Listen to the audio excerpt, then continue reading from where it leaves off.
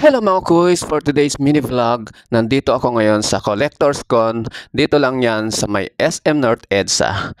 At sasamahan nyo ako para libutin at tignan kung anong meron sa isang Collectors Con. Pero bago ang lahat mga kuys, syempre, fit check muna tayo. Sheesh! Apakaangas niyan! Let's go! So mga kuys, bali mga hapon na ako napadaan dito sa Collectors Con. At buti na lang, may naabutan pa akong mga cosplayers tulad nila Deadpool, Spider-Man, Batman, at Wolverine.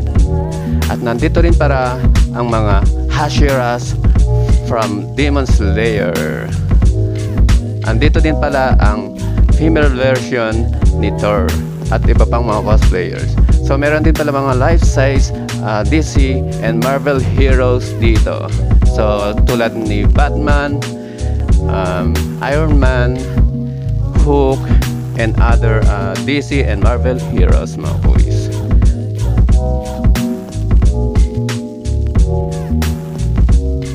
Tapos dito banda pala may Funko display na Nezuko from Demon Slayer. And then may mga bilihan dyan ng mga t-shirt. Tapos may Funko display na basketball figure. Tapos ayan, meron din Iron Man banda dito. Tapos meron din palang Funko display na Son Goku dito. Napakaangas oh. Tapos eto, meron ding napaka-cute na display. Hindi ko alam kung anong tawag dyan. Tapos ayan, ganda oh. Grabe. Tapos meron ditong Pikachu.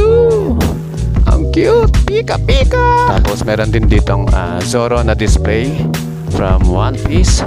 So ayan, ang angas ni Zoro. Sheesh. So ayun lang naman mga kuys ang mga makikita dito sa Collectors Con. So ano pang inaantay nyo mga kuys?